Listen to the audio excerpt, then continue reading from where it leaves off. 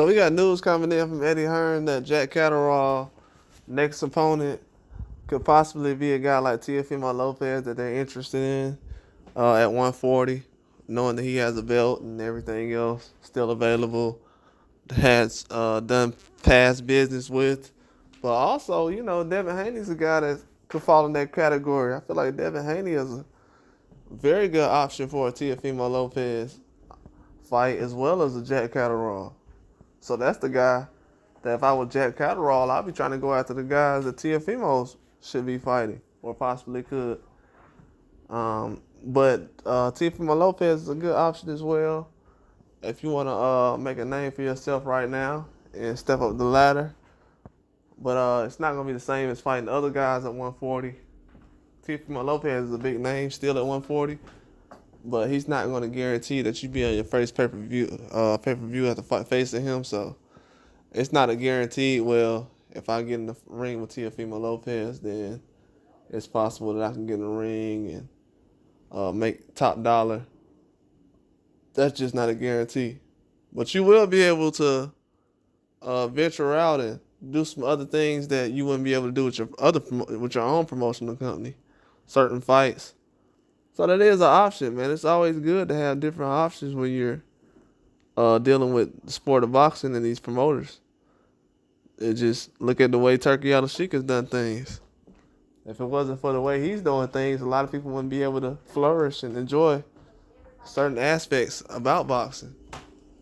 And I think that boxing is just showing its true colors as far as who it will help and who it's done a lot for in the past. And I think it'll continue to take care of people as long as everybody treats the sport the way they should.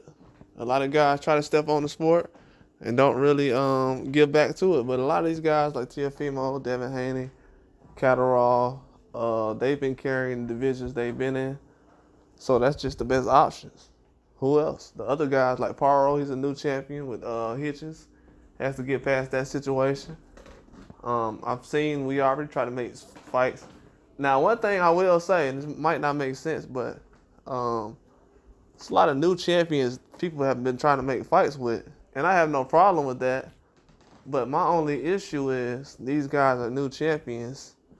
And it's like, let's get them into 1 or 2 fights of their own or like that's in their range or level. It's championship fight. So before we start talking about them being in some super mega fight, because a lot of these guys can't hold on to belts, man. By the time they start mentioning mega fights for some of these guys, they losing belts. They're not ranked anymore. For some reason, they lose value. And it just takes time. That's why the Catterall fight with Josh Taylor was a big deal. We're like, hey, man. And if you look back, those years of wasting, of trying to go back and do a draw and a rematch, just too much. It was too much that kind of took over that situation. But if I'm Teofimo Lopez, Catterall is going to be the most interesting fight to me because of my situation and what I've been dealing with outside the ring, inside the ring as well. Not too many special effects, so I don't have to worry about anything, but he is a polished boxer with power. I wouldn't say superpower, but enough power to keep you off of him and to respect it, because we also seen Josh Taylor in the ring with Regis Prograis, other people who consider to have a lot of power. And he reacts to Jack Catterall about the same, if not different. So a lot of those skills definitely come to fruition.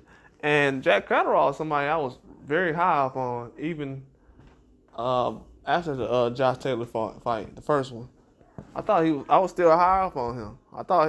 I wanted him to get in the mix. Lately, I wanted him to get in the mix early. But I know he wanted to get the Josh Taylor fight out of the way, which is understandable. It happens. It happens. But I don't know. It just makes a lot of sense if you want to actually put certain fights together. And you're a guy like Catterall. Yeah, you're going to want to get these names like Haney and Teofimo immediately. And he's kind of lucky, too, because he don't have a belt. A lot of these guys ain't calling out guys who don't have a belt. So that shows that he's a good talent, and he's a big name in boxing right now. He's a big name in the UK. He's built himself up to a high level. And I respect Jack Catterall what he brings to the table. Fights the toughest competition. Gotta respect it.